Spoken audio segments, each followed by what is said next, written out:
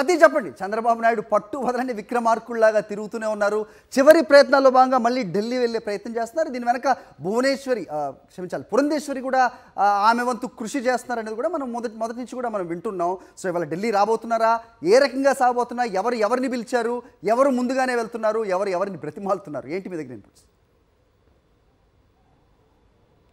అరే తెలుగుదేశం పార్టీ బీజేపీతో కాళ్ళ బేరం చేస్తుంది. ఏ విధంగా అయినా సరే కాళ్ళు పట్టుకునైనా సరే బీజేపీని మాతో పొత్తుకి అంగీకరింపజేయాలని ఒక ప్రయత్నాలు ఆ చంద్రబాబు నాయుడు చేస్తున్నారు. ఈరోజు చంద్రబాబు పవన్ కళ్యాణ్ ఇద్దరు కూడా ఢిల్లీ వెళ్తారని ఒక ప్రచారం జరుగుతుంది. తెలుగుదేశం పార్టీ కార్యాలయ వర్గాల నుండి ఈ సమాచారాన్ని మీడియాకు అందించిన పరిస్థితి. ప్రధానంగా తెలుగుదేశం పార్టీకి ఎట్టి పరిస్థితుల్లో కూడా బీజేపీ అన్నది లేకపోతే ఎన్నికలకు వెళ్లేటువంటి ఆస్కారం లేదు, ఎన్నికలు చేసేటువంటి ఆస్కారం లేదన్న ఒక అభిప్రాయం తెలుగుదేశం పార్టీలో ఉంది.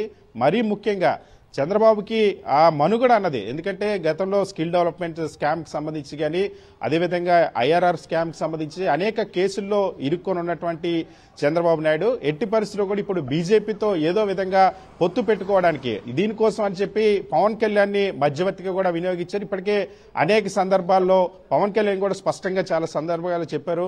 బీజేపీతో పొత్తు కోసం అని టీడీపీని వాళ్ళు అనుమానిస్తా ఉన్నారు, వాళ్ళు నమ్మడం లేదు. అయినా సరే నేను బీజేపీ వాళ్ళ దగ్గర చీవాట్లు తిన్నాను, అయినా సరే చీవాట్లు తిని మరి పొత్తు కోసం అంగీకరింపజేసేటువంటి ప్రయత్నం చేస్తానని చెప్పి పవన్ కళ్యాణ్ స్వయంగా చెప్పారు. ఎందుకంటే బీజేపీ చాలా స్పష్టంగా తెలుగుదేశం పార్టీకి సంబంధించి ఒక వైఖరితో ఉంది. ఇప్పటివరకు ఆ బీజేపీ అధినాయకత్వం ఎవరైతే ఉన్నారో సాక్షాత్తు ప్రధానమంత్రి మోడీని కానీ హోంమంత్రి అమిత్ షాని కానీ, అమిత్ షా తిరుపతి వచ్చినప్పుడు రాళ్లేయించినటువంటి పరిస్థితి, ప్రధానమంత్రి మోడీ ఆ కుటుంబ సభ్యులను కూడా వ్యక్తిగతంగా చంద్రబాబు నాయుడు దూషించారు. గతంలో ఎన్డీఏ నుండి బయటకు వచ్చినప్పుడు సో బీజేపీని తరిమేస్తామన్నారు, రాహుల్ గాంధీతో పొత్తు పెట్టుకున్నారు, కాంగ్రెస్ పార్టీని దేశం కోసం కాంగ్రెస్ పార్టీతో పొత్తు పెట్టుకున్నారు. సో ఈ వైఖరి అంతా కూడా చంద్రబాబు వైఖరి నైజం ఏంటనేది ఇప్పటికే చాలా స్పష్టమైనటువంటి అవగాహన ఉన్నటువంటి బీజేపీ ఇప్పటివరకు పొత్తుకు సంబంధించి ఎటువంటి స్పష్టత కూడా చంద్రబాబుకి ఇవ్వలేదు.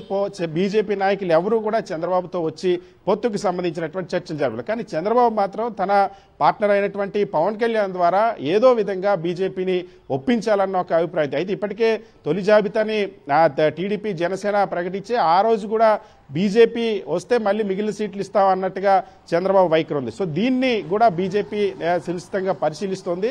సో నిన్నటి వరకు ఆ బీజేపీతో చర్చల కోసం అని చెప్పి ఎదురు చూశారు, బీజేపీ పిలుస్తుందని ఎదురు చూశారు.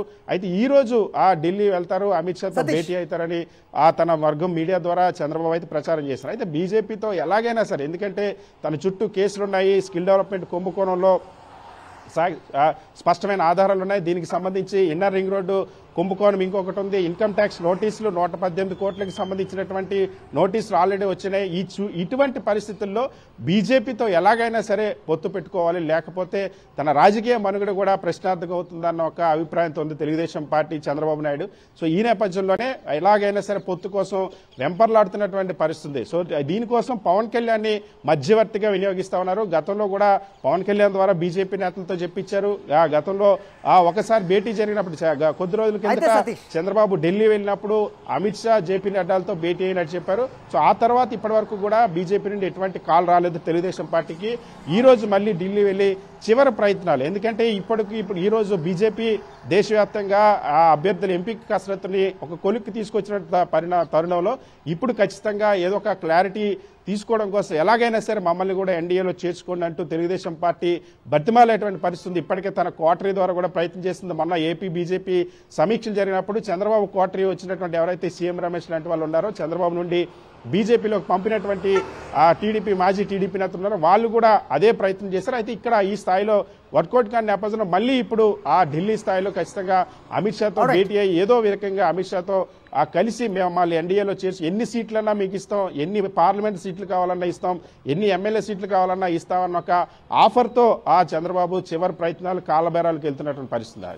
రైట్. సో 50కి పైగా సీట్లు ఇంకా అనౌన్స్ చేయకపోవడానికి ఇది ఒక కారణంగా చెప్పొచ్చు. అలాగే పవన్ కళ్యాణ్ చేస్తున్న లాబీ కూడా అంత పనికి రావట్లేదు. అందుకే వెంకయ్య నాయుడు కావచ్చు, లేకపోతే పురంధేశ్వరితోటి కూడా వీళ్ళు మంత్రాలు చేస్తున్నారు. అయితే ఇవాళ పర్యటనకి వెళ్ళినట్టయితే కనుక ముందస్తులో దానికి ఆ ప్లాన్లో ముందు భాగంగానే ప్రశాంత్ కిషోర్తో కూడా ఒక అనౌన్స్మెంట్ చేయించారు. ఒక ఇంటర్వ్యూలో టీడీపీ గెలవబోతోంది అనే వ్యాఖ్య చేయించడానికి ఇది కూడా ఒక కారణం. సో ఇవాళ వెళ్ళబోతూ ఇది కూడా ఒక కారణంగా మేము గెలవబోతున్నాం, మీ సపోర్ట్ ఉంటే ఇంకా గెలుస్తాం అనే కాళ్ళ బేరానికి వెళ్ళబోతున్నారనేది కూడా ఒకంత కొంతమంది విశ్లేషకులు కూడా చెప్తున్న మాట.